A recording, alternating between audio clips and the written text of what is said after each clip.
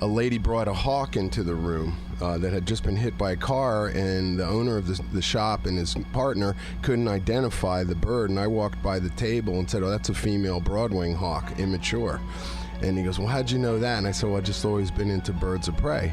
And the next thing I knew, he was asking me if I wanted to learn taxidermy. And I was a 19-year-old kid. I didn't really know what to do with my life. And that's kind of how I got into it. I got an apprenticeship and then eventually worked my way up into running the studio. And, it's all history from there. Well, yeah, he was like all baby birds. They're super easy going, real playful, loved the dog, still likes the dog. He likes the dog more than he likes me right now. And, in that phase, it's very much like having any other small baby animal. You want to keep them fed, entertained, warm.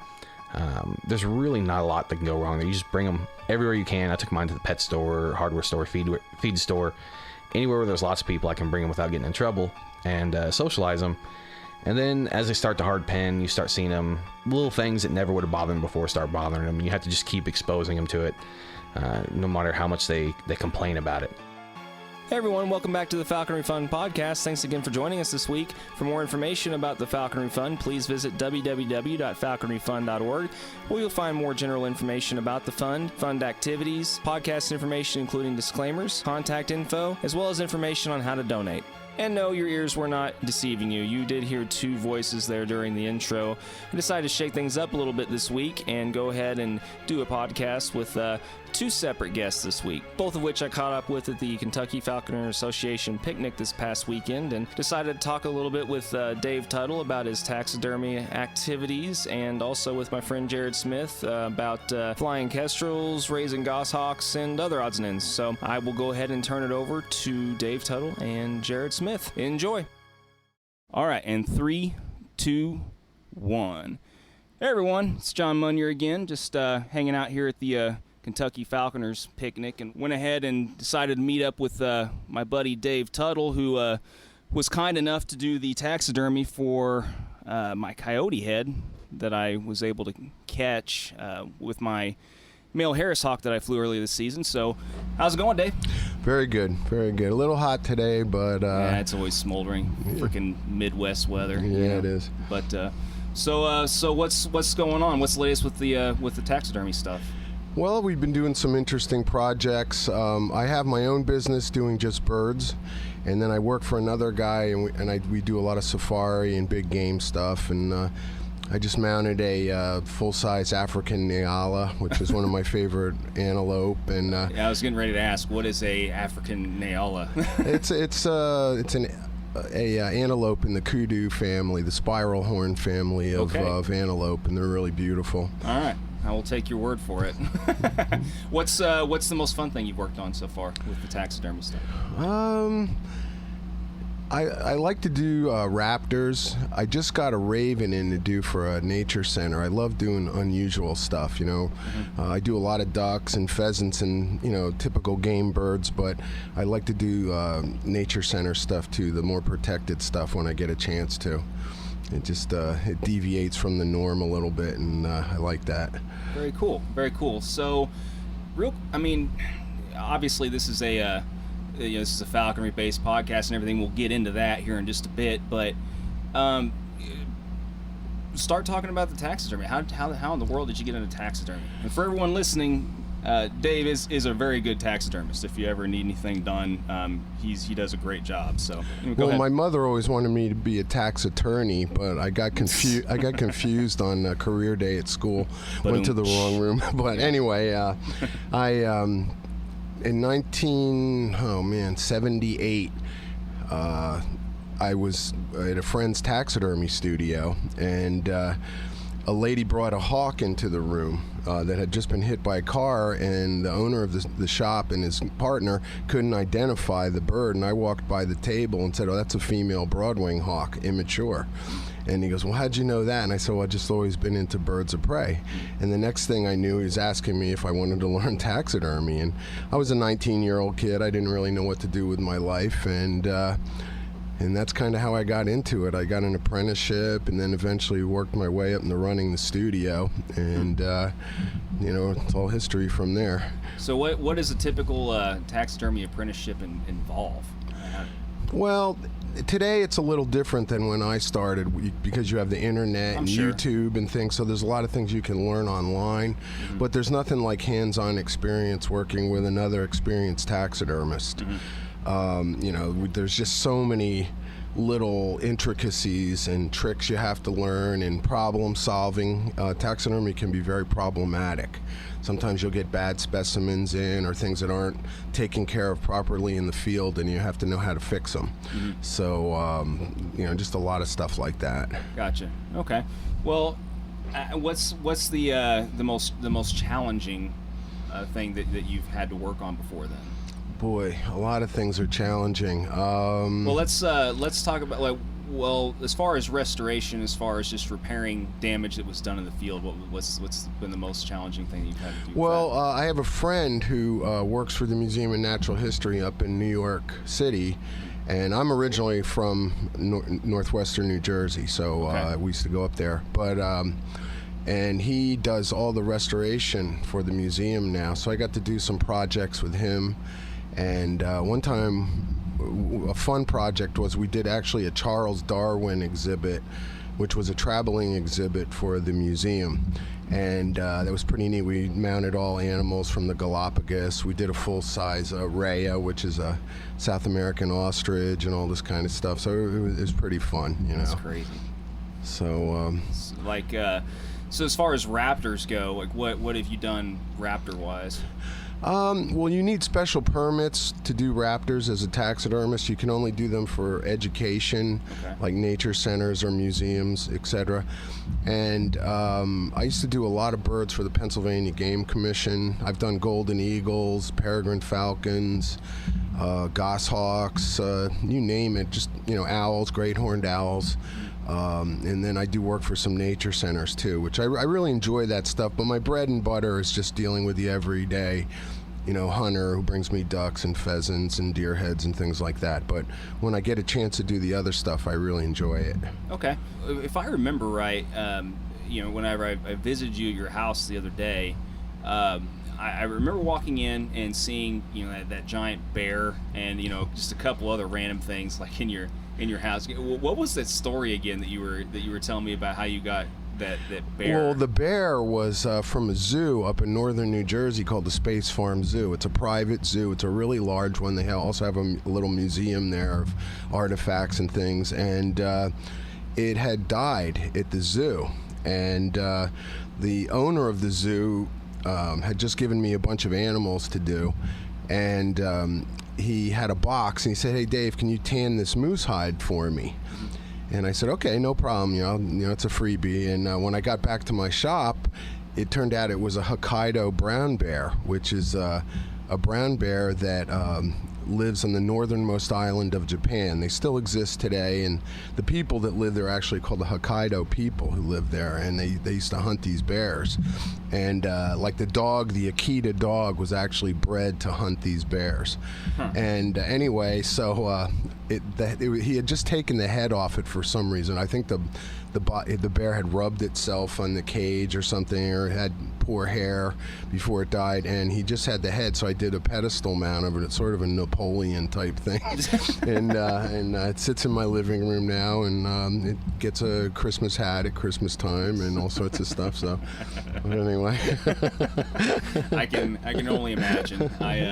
I figured it would end up getting, kind of decorative as amongst. Yeah, I try to have fun with it. Taxidermy is a profession too, where you can really play a lot of jokes on people. I'm sure. I'm half expecting to go out to your car here in a minute to get the coyote and have him, have like, just different, sunglasses on, a hat, maybe a cigarette in its mouth, so, whatever. But anyway, I can only imagine some of the stuff that some of these are more well-to-do guys and stuff that go to like do the African hunts and things like that. I can only imagine the amount of money and expense that goes into getting those. Well, it's funny because to go on an African safari and shoot your 5 typical plains game, kudu, this and that and everything, actually is cheaper to go to Africa and do that than go to one of these high-end elk hunts out west.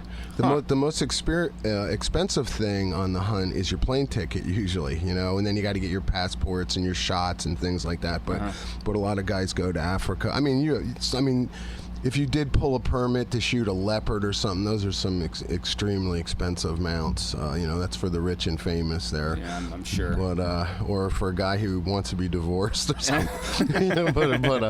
But anyway.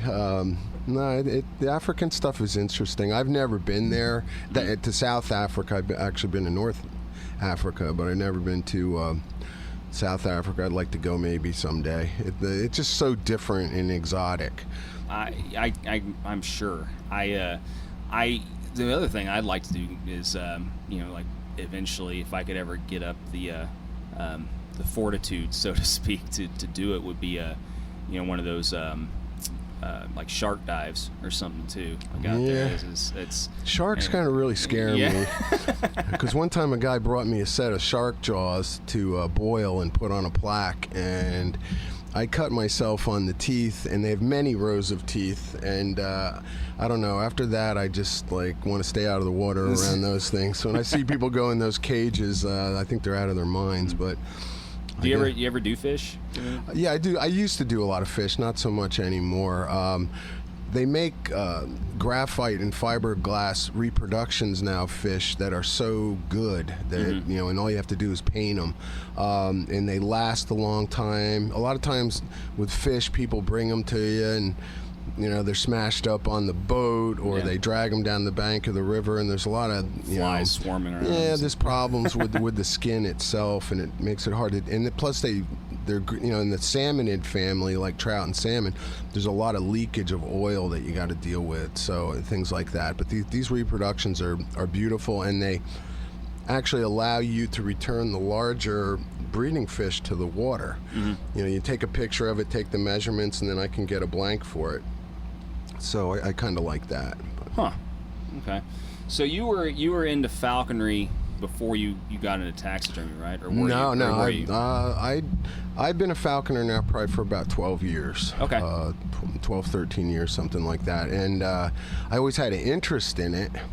And I used to do work for a place in New Jersey called the Raptor Trust, which is a very big nature center, and they breed snowy owls and stuff. And they did have a nature center there, and I do some work for them. And the guy who owned it at the time, he's passed away. His name was Len Susi.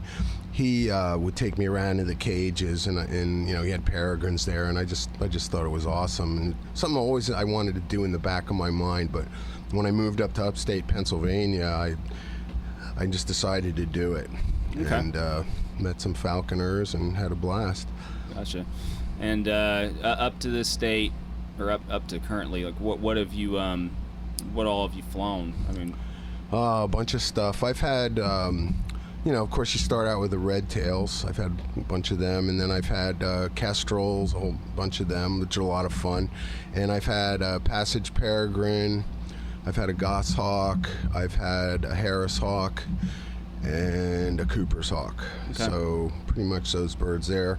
I don't have a bird currently. I'm going to be getting a young Harris hawk in a couple weeks. Gotcha. From a friend of mine. Gotcha. So, as a whole, what do you what do you like to hunt the most, and just what exactly has been your biggest forte so far? What's been your favorite thing to fly? And and I forgot to say I had merlins too. Merlin is probably my favorite bird. They're not a real big bird, but their flight and their just their movement in the air just is captivating, in their speed. And I've had a prairie merlin, and I've had 2 columbarius merlins, and that I would say just the personality of the bird I really like. But then on the other hand, it's fun catching rabbits and squirrels with a red tail too. It's kind of prey specific to where you live, and things like that. The peregrine was fun, taking ducks and pigeons every once in a while, and so it's just a lot of fun. I just love flying the birds. You know. Gotcha. So what were you hunting with the Merlins primarily? Just starlings? Yeah, starlings, sparrows, things like that. You know, little birds. Gotcha. And were you doing like the ringing flights? Were you doing like more ditch or straight flights or? Just you know, out in fields. I just walk out in fields once in a while, fly it out the car window and stuff like that. You know, but Gotcha. yeah. Gotcha. Well, as far as your overall goals for the future and stuff, what do you want to fly like later on down the road, or what do you kind of aspire to fly later? Well, I'm partial to falcons. I like their personalities and their flight.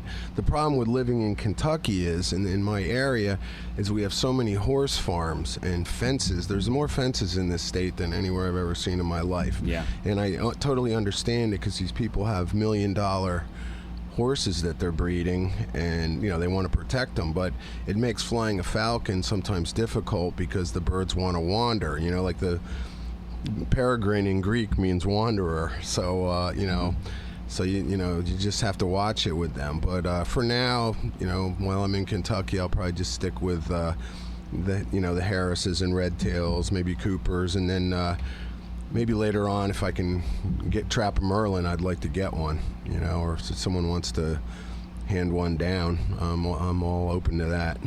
Yeah, well, it's Merlin's the next on my list also, and you know, along with this prairie falcon I'm training right now. I like long wings more too. I just think that, you know, their disposition and pretty much everything about them just fits my personality.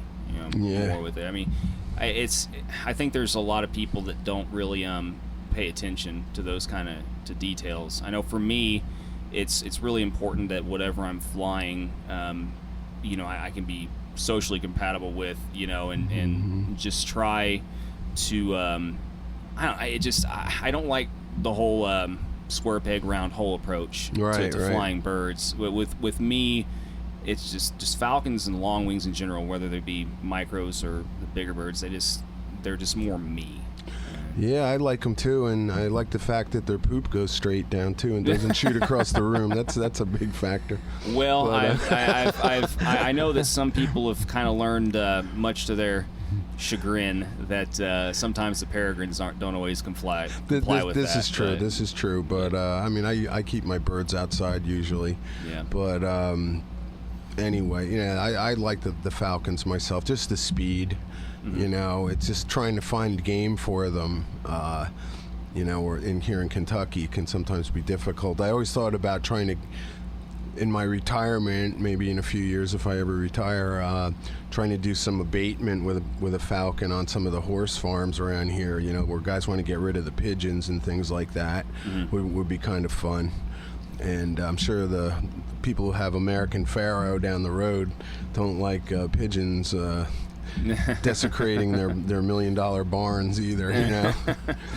Yeah, well, I mean, and there's plenty of people that also breed and fly pigeons and stuff too. Yeah, so if you find the right people, you know, if nothing else, it's handy. And you know, even if you have to shell out X amount of dollars per pigeon to just get them started. I used to trap a lot of pigeons. What I do is I'd find a place where they're having a problem with pigeons. And I just throw some corn out on the roof, and then get them used to coming in. And then I had 2 or 3 have-a-heart traps, and the ones that are open on both ends, like the true have-a-heart traps, are the ones that work, because the bird can see through them. Okay. And then I'd start, you know, just putting corn in the traps, and sometimes I'd catch 2 pigeons at once. A lot of times I caught multiple pigeons in one trap. They'd both come in from the other side and trap each other, but it worked pretty well. Gotcha. And you know, they're just feral pigeons that people wanted to get rid of. And it sure beats poisoning or something that can hurt other wildlife. It's really unfortunate, don't you think, that so many people are resorting to what's the chemical that mainly used were in some, was it? I don't know, you're probably talking about Havoc or stuff like that. Yeah, stuff like that. I hate that more people aren't socially aware that raptors are some of the biggest rodent controlers. Oh, I mean, it's just between owls and hawks, and I mean, they kill thousands and thousands and thousands. Well, there's a lot of ignorance that goes on with that. People just like with snakes. People are just terrified of snakes. But most of them are 99% of them are beneficial. They're all beneficial in one way or another. Just some are venomous. But the problem with havoc or some of those poisons, from what I understand, is that the mouse or the rat will ingest it, but in order for it to kick in, the animal has to go outside and drink some water. Okay. So to activate the poison, this is for what I understand. I'm not 100. I've been told. I'm pretty ignorant to how that stuff works. So what happens is, so they don't die in your wall of your house. Basically, they want to go outside to drink. That's kind of the design of it. And then they go outside and the raptor kills them and ingests it and kills the raptor. Well, it's unnecessary. Yeah, and I know there's just like I said, it's a blood thinner. I just can't remember which particular one that they use in a lot of those, but it causes very painful, slow deaths and a lot of raptors and stuff too. Well, I just had a mouse invasion in my house. I live out in the country, and I just used the good old mouse traps, and I caught about 10 of them in 1 week. And I feed them to my hawks. Yeah. A good old snapperoo mouse trap. You might get your finger once in a while when you're setting it, but a little peanut butter on that thing works just fine. Long-term goal-wise, with the taxidermy and stuff, kind of going back to that a little bit, what are your long-term goals with it? I know you just built like a new barn and stuff, right? I just got a little shop for doing birds. I mean, I have some arthritis issues in my hands, so sometimes doing the big game really kills my hands. But doing birds and things, which I really enjoy more anyway, is kind of my future. Is doing more avian things, and we'll just kind of see how it goes, man. Day to day, Well, have you ever thought about taking on, I mean, do you have enough business, or do you think you'll have enough business in the future to warrant maybe taking on your own apprentice for taxidermy and stuff and expanding? Or? Oh, yeah. I have someone I'm thinking about having as a helper right now. Okay. Yeah, I mean, it just I haven't been in Kentucky that long, so it takes a while to get established, but that's happening. So, you got to get the right person, too, to learn. It's kind of like falconry taxidermy. You have to have a passion for it because it's not an easy living. It's got a lot of frustrations, and you have to really want to do it. You have to have a passion for it. There's a lot of guys that do it part-time. I don't know where they get the energy. I couldn't go work at a regular job all day and then come home and do that and really put my heart into it. I'd be too tired. Yeah. I always look. A lot of guys do it as it's almost like a hobby almost, and to me it's always been a profession, and I strive to want to do really good work and be a professional, just not some backwoods guy, slapping stuff together, you know what I mean? To me it's disrespectful to the animal, first of all, to not do a good job, and and you want to have good clientele also who appreciate good work. It's like anything else, it's you get what you pay for. Right. Well, I mean, like I said, how do you? I mean, the whole process of taxidermy, it didn't really used to interest me at all, and then naturally, this has been my first real experience where I've actually felt the need to really have something done of my own, just because the circumstances were just so exceptional. I mean, I didn't ever expect anything like this to happen. Yeah, that was pretty cool. Yeah, so I mean, it's something that I've done a little bit of research into, but everything from the process initially going all the way to quality control and everything, it's just fascinating to me. Yeah, well, like the word taxidermy, if you go back to the original Greek, means mover or arranger of skins, taxiing the dermy. And that's the origins of it. I mean, the Egyptians actually did some forms of it, and you can ask King Tut about that. He probably was stuffed. But, I've been interested in it ever since I was a little kid when I went to the Museum of Natural History on field trips in New York City. I just would have my face plastered against the glass exhibit case, and I thought it was the coolest thing I ever saw. So yeah, it's weird. Well, it's like I say, it's one of those things. I think that it's always just interesting hearing how people get inspired by different things, and like I said, it's no different for me. So, but I just want to say, like, for instance, in the Museum of Natural History, in the Chicago Field Museum, and some of these big places, there was a guy named Carl Ackley, and he was originally from upstate New York, and they call him the father of modern taxidermy, and he was a real innovator and inventor. In fact, he developed the stop-action camera, which photographed or took the movies of the Hindenburg disaster. Okay. That was invented by Carl Ackley, and he invented this camera to catch game in motion. The different stages, like a leopard running or a lion running or something like that. Uh-huh. And some of these guys, I've had back behind the scene tours of the Museum of Natural History, and you can't believe what incredible artists and sculptors these guys were. I can totally believe it. Actually, they were amazing with the materials they had to work with at the time. I mean, the African elephant done by Louis Paul Jonas in the African Hall of the Museum of Natural History is just phenomenal. The guys today can't even do them that good. And today, taxidermy has taken it's become very commercialized, and us older guys who are used to making our own stuff and everything, we call it snap together taxidermy, where you really basically everything is done for you. It's like a paint by numbers, basically. Okay. And I think in that you lose some of the personality of what you're doing. So do you think it's kind of equivalates to a certain degree of like a lot of the old timer falconers having to make their own equipment? Yeah, and, exactly. So you think it's kind of synonymous with that?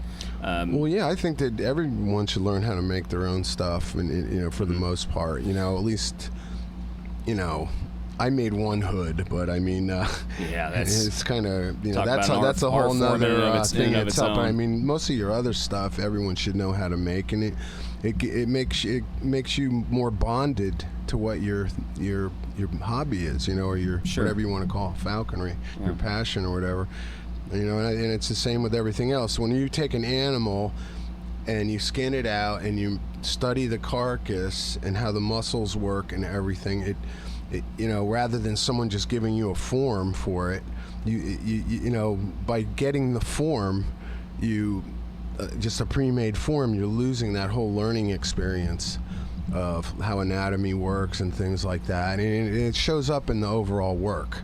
Mm-hmm. And I mean, I'm sure you see it as a guitar player, where these guys have these quick steps to learning the guitar and everything, but there's something lacking in that. Right.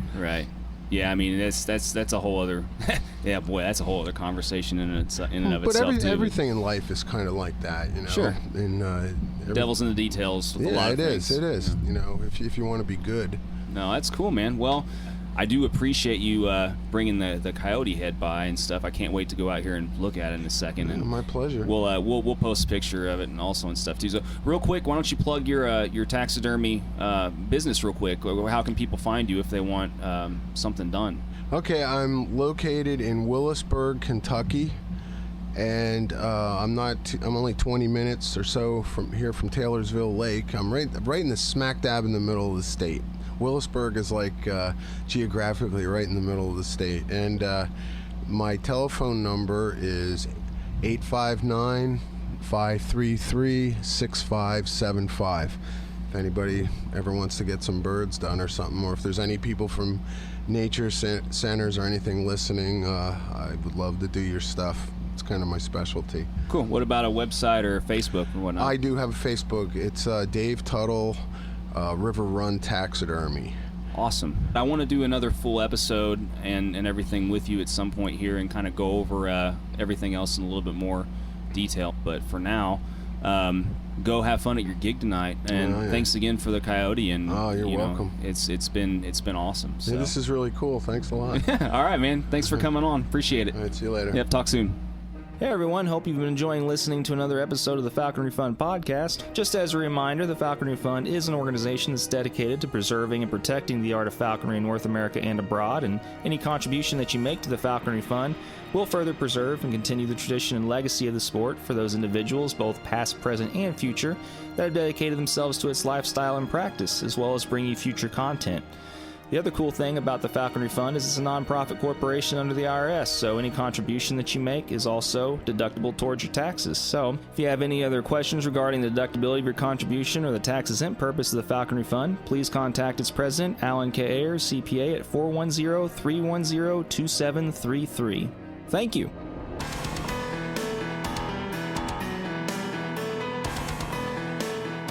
So the first half of the episode here, we talked about taxidermy with Dave Tuttle, along with some other topics, but now we're going to switch gears, and we are going to talk with my friend Jared Smith about raising his latest imprint goshawk, kestrels, and some other things. So on to the second half of the show. Here we go.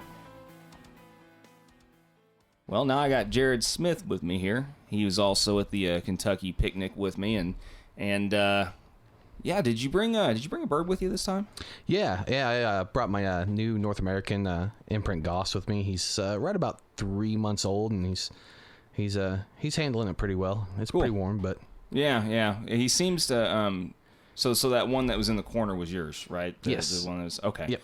Cool. Yeah, I mean, I saw a couple red tails. I know I brought my prairie, and then Mark brought his Sharpie, and Hannah brought her peregrine, and it's hard for me to keep track of which ones are which other. We actually had a lot of people bring birds this time. I was surprised with this, the molt not being over yet, how many people were willing to get them out. Of course, some new birds that aren't molting, but the red tails seem to be taking it pretty well.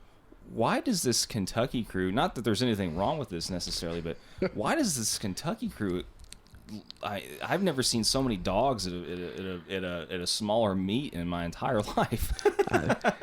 Man, here in Kentucky, we love our dogs. And you'll notice there's definitely a theme. There's not many, or if any, pet dogs here. They're all hunting dogs. We got real thick briars, especially out in the eastern part of the state where most of these guys are from. Right. And you don't want to go in there without a dog. It's pretty rough.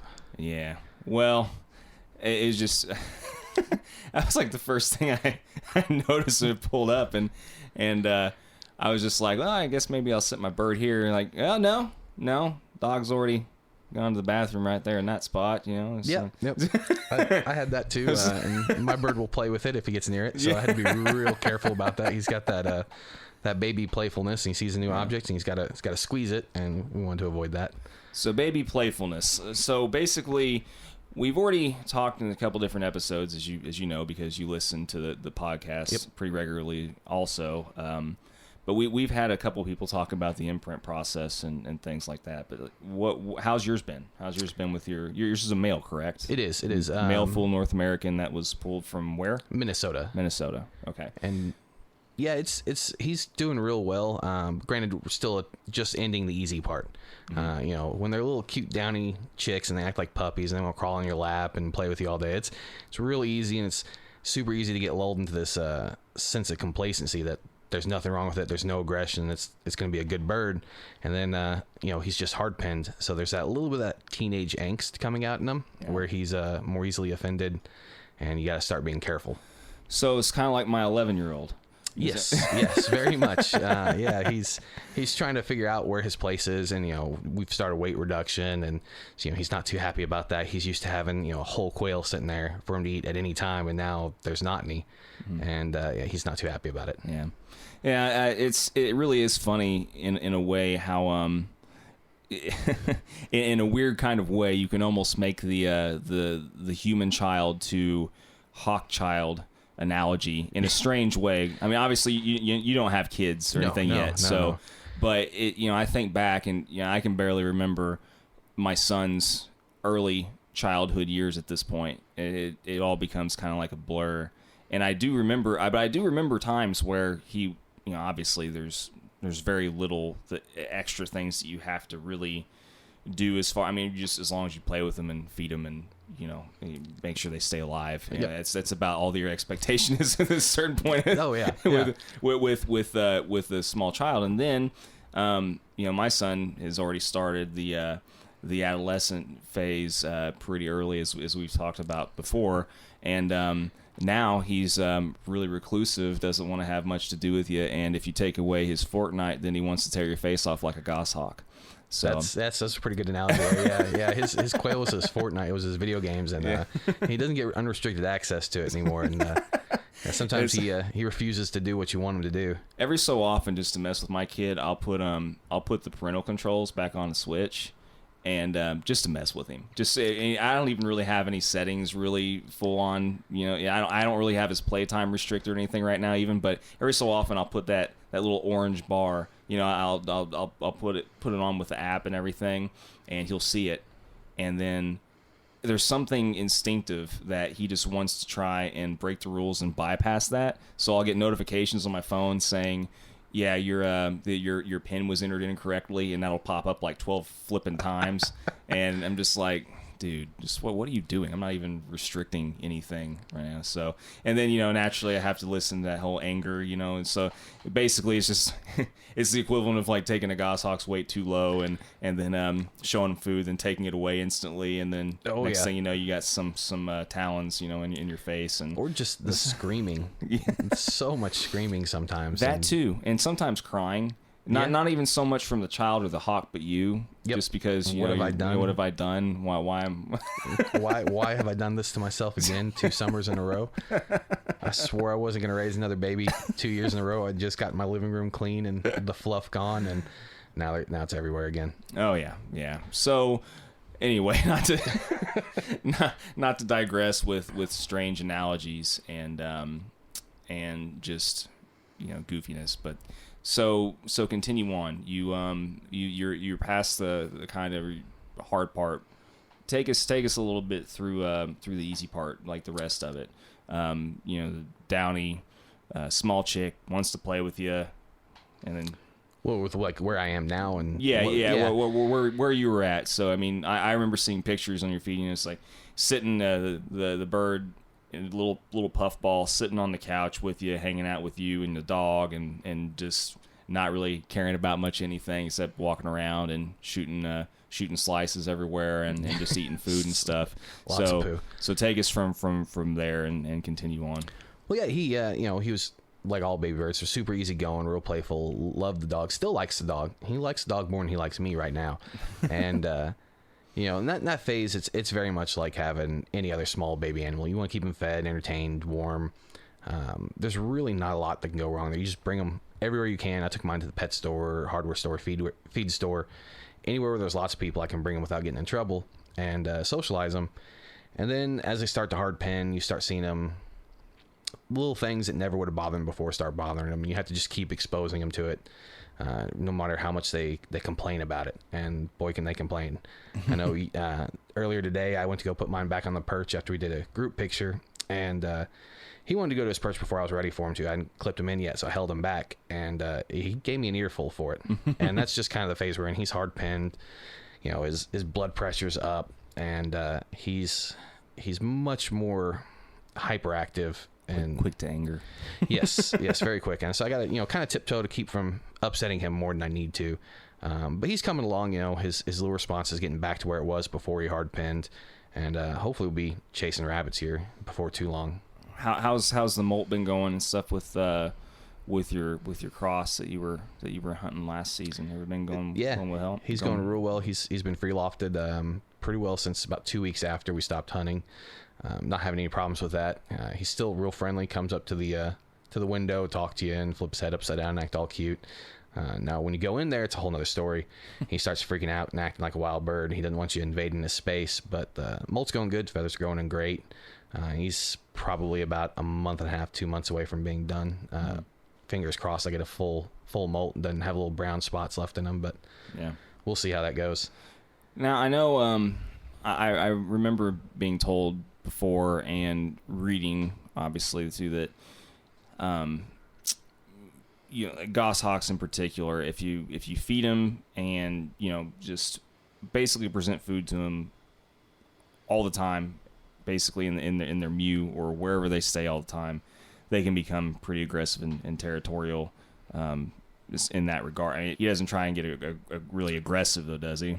No, the only time he's gotten aggressive in the weathering yard was when we had a pretty good tornado coming through. And so I went out there, went ahead and decided to collect him, put him in his box, and put him in the basement just to be safe. Right. And he was fine, just real skittish, acted like a wild bird, and he didn't show any aggression until I got hold of one Jess. And then he footed me pretty good in the arm. But once I got hold of the other Jess, got him up on the fist and got him inside, he calmed right back down and was his normal self. But they can get a little territorial. My younger bird right now, I cannot feed in the living room at all right now.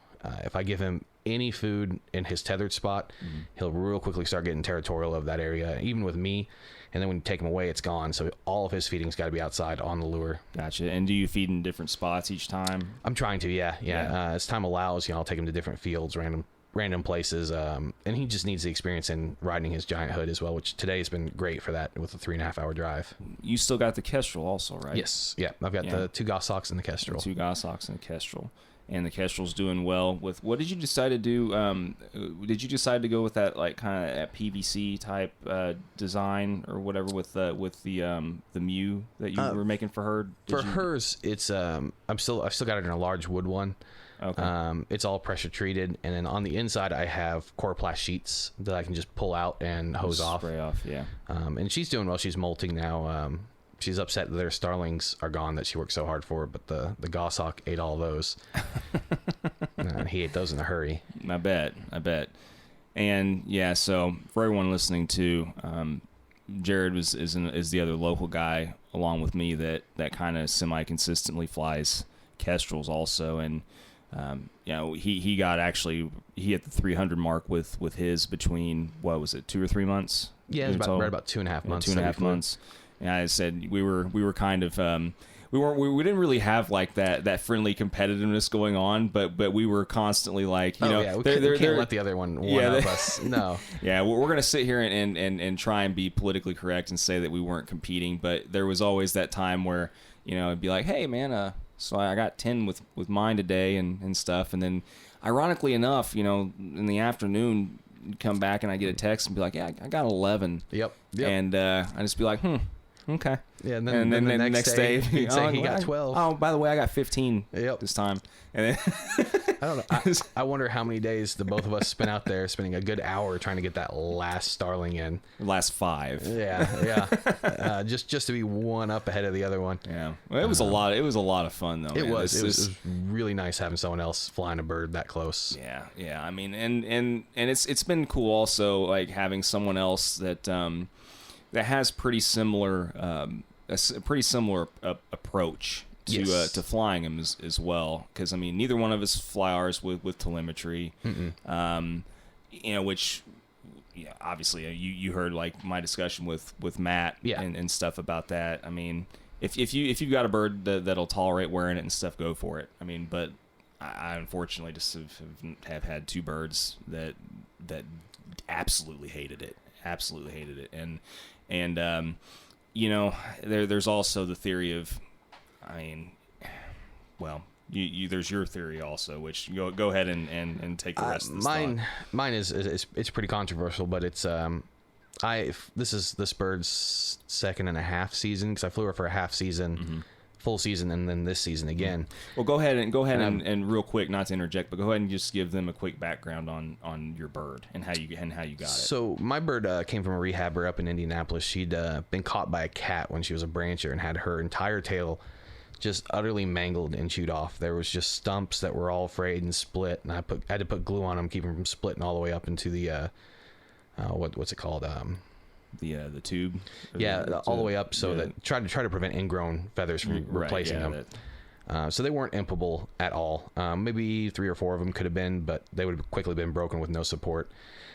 And initially, I wasn't going to fly her the first fall I had her, because she couldn't really stop. Like when I get her to hop to the fist more than 2 flaps, she would overshoot and crash every time. And I was just like, well, we're not going to do this. I don't want to have to get out, because car hawk.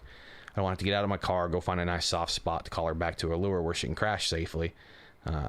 Until one day I saw her make a hairpin turn in my living room and catch a moth, and I decided she was going to work for a living now.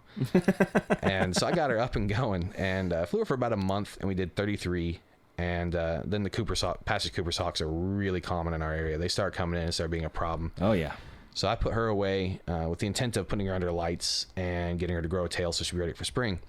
That didn't work out. Had her under lights. She refused to molt. She molted all of her body feathers, and those all looked nice and clean, but her primaries were still tipped from being caught by the cat, and her tail was still ruined. Flew her for another season anyways, and I tried telemetry on her that first season, but it was too much extra weight and just threw her off balance without a tail too much, so I opted not to. And then I can see that being an issue with no tail feathers. But you know, she did great, and then without having a tail, she wasn't going very far. She would miss something, and she might get up on top of a 6-foot fence, but she wasn't going to climb up and go very far. And generally, she'd hit the ground, turn around, come right back to the car. Right. And more often not, though, she ended up catching. She did really well. We did, I want to say it was 140 something starlings in about 2 months. And then I got a Cooper Hawk that I wanted to imprint, and I went ahead and ended her season a little earlier than I planned on. And she molted out great. All of her tail feathers came in. And then I decided that, you know, I never really needed the telemetry, and I figured the most likely cause of me needing it would be her caught by another bird. And I overly attached to this bird. I'll fully admit it. Really like this bird. She's a real charming little bird. I enjoy having her around quite a bit, and I did not want to have to sit there and watch her get plucked if I was unable to rescue her to wait to get my transmitter back. Right. And thankfully, I never needed it. She's an imprint, so she's generally pretty good about seeking me out, or in one other case, seeking out some poor guys taking the trash out behind a department store, and she landed on one of their heads and scared them half to death. But she's usually pretty good about seeking somebody out if she got lost. Yeah. Yeah, I mean, yours ended up showing a lot of imprint kind of tendencies. Yes, very much even so. though she was a brancher. And see, both of mine, as you know, that I've flown have been I've flown a hag, and I've flown a passage bird at this point. Yep. And so I've lost both of mine because I haven't flown with telemetry. Yeah. But that being said, once again, the first time, like the first bird that I flew, the hag, which I ended up getting 50 birds with in like a month before I lost her. She did really good. Yeah, I mean she was a great bird. But in the same day, I watched her get snagged by a coop, and pretty much the same scenario that you just described and stuff. And I was able to actually get the coop to drop her and got her back. And I should have just quit right then, but I wanted to end on a good note, and I didn't want to leave like a bad lasting impression on her. So she got a hold of 2 more starlings after that, and she was still spooked. She kind of like flew off on the approach of me, trying to go and get her.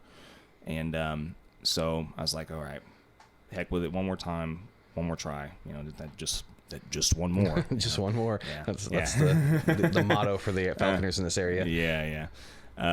So tried one more, and she missed. And right as I was pulling around to recall her, another wild kestrel came out of nowhere, chased her off, never found her again. Spent 3 days looking for her, and it just my point of view is, and this is like I said, the other reason I put such really small light equipment on my kestrels, and I've actually watched her, and you've actually watched my last kestrel take her anklets off. I mean, she's done it. Yep. I mean, they're capable of doing it if they want to, especially while you're at work. Yeah. When it's the most inconvenient time. Anyway, so I knew that my last bird would be able to get equipment off. I didn't even put anklet or grommets in the anklets. I just made them real small, and eventually she'd be able to chew through them and get them off. My thing is I probably would have, if I was able to hold on to this last one, I probably would have molted her and kept her also. But in retrospect, she flew off. I couldn't find her. It doesn't completely and totally bum me out to return a bird like that to the wild. No, because she was flying pretty close to trap weight anyways, and she's fine. Yeah. It wasn't like it's not like we have to fly these kestrels on like the razor's edge. Right. Well, and the main reason why I lost this last one, I lost her in a park. She just made a little move around some trees and lost sight of her, and that's all it takes with those small birds. Oh yeah. And I actually tried telemetry with her as well. I tried neck mounting her and stuff, and much like the attempts to hood her, all she would all she would do basically is she would just I would get the transmitter around her neck, and she would just make circles, just laps, just around the basement. And just like with trying to hood her, she would do the same thing, make laps with the hood on, Yep. blind. It was just trying to just circles just around my. And I was just like, all right, that's enough of this stuff. It's Had just, a Harris Hawk that was like that. And put a hood on him, and he was like a Roomba, just aimlessly going around, walking into walls. and some birds just don't tolerate these kind of methods, and why keep trying? Yeah, and I've thought about backpacking this bird, and I've got the backpack, but she's such a small bird, and I've never used one, and I'm not overly confident in putting it on there. Yeah. And again, I can't think of where I've ever lost sight of her for more than 3 minutes. And it'll eventually happen if I keep flying her. I do intend to fly her one more season, and then whether I transfer her to somewhere else or hack her back out, I haven't decided yet. But it's probably time to move on to a different micro. Yeah. As much as I hate the idea of not having her anymore. You can only lawn dart starlings so many times before you're ready to try something different. Yeah. Well, and I had this discussion with had the other discussion with Matt too about the next kestrel that I have. It's going to be hard not to do starlings again, because I'll probably be in the mood to by the time it rolls around again. But I'm really going to want to try to just field hawk sparrows and stuff like that with my next one. My next kestrel, I want to try that as well, but I kind of want to do it with a bird I'm not attached to, so that whenever the coop swoops out of nowhere and then snags it. As cold as that sounds, it's nature. I mean, it's just I'd rather not see that happen to this bird. And I know there's a lot of falconers like it's just a tool, and that's fine. That's your approach to falconry. There's nothing wrong with it. I've had pets my whole life, and I get attached to my animals. I like them. That doesn't mean I don't release my birds. I've released transfer away most of them at this point. I've on my 8th bird, and I have 3 of them. So that's 5 that have been released or transferred. Thankfully, I haven't had any die yet. Knock on wood. It's going to happen eventually, but I haven't had to go through that yet. Yeah. And I've only lost 1 bird, and that was my hag kestrel. And I managed to trap him back and decide he was not worth the effort. Yeah. And fattened him back up and released him again. Yeah. Well, and that's the thing too is some birds just they're not falconry. They're not good falconry candidates. There's some birds that just do not acclimate and just don't deal with it very well. He was, in my opinion, a class example. I trapped him at 126 grams and flew him at 71.5. Yeah. That was very nerve-wracking taking him down to there. And even then, he still wasn't steady. It's really easy spooked, really easy to offend. And I just decided that he was great for teaching me micro weight management. Breeding season was coming up real quick. They were starting to pair up, so I wanted to get him back into his territory. Brought his weight back up to, I think, about 130. Took him to exactly where I trapped him and opened the window, and he didn't look back. He was gone. Yeah. Well, and the other thing I still want to do too, the next time we both decide that we're going to be on the same wavelength and do kestrel at the same time again too, is do the cast. Yes, that's one thing we didn't get to try this year. Yeah, I think we were going to, and then just that. So I lost. We decided to have this little mini meet, micro mini meet. Yep. And boy, that just turned out to be kind of just a cluster of a disaster. Yes, it was. That's the day I lost my bird also, and so. But we were going to try and link up and do that just to see if we could just to pull even it if off, it just maximized the number of slips, and they went for completely different starlings and ignored each other. It would have made flying so much. Because how many times would we go hunting by ourselves, or just the 2 of us? Almost every day. Starlings on opposite sides and only slip one bird. It would have been great to be able to take more advantage of the slips we could get. Yep. It would have been a lot of fun. It'll happen again, I'm sure. It will eventually, we'll have a kestrel again. Yeah, but I don't know. It just depending on how low my starling supply gets. Well, you've already gone through yours. No, it's gone. Yeah, there's not even a feather left. 300 starlings in 2 weeks. 2 weeks? That's all it took? That's all it lasted between an adult goshawk, that kestrel, and then the baby goshawk. I mean, that baby goshawk, there was a couple days he put down 6 in a single day. And, and I was feeding the starlings as I was collecting 300. So there's probably somewhere around 225 actually in the freezer. Yeah. But still, they burned through them fast. And I didn't waste anything. I gutted and cut the feet off and chopped the rest up. And he was eating bones, everything. And he was tearing through them. Wow. Well, Yeah, it's man. Whew.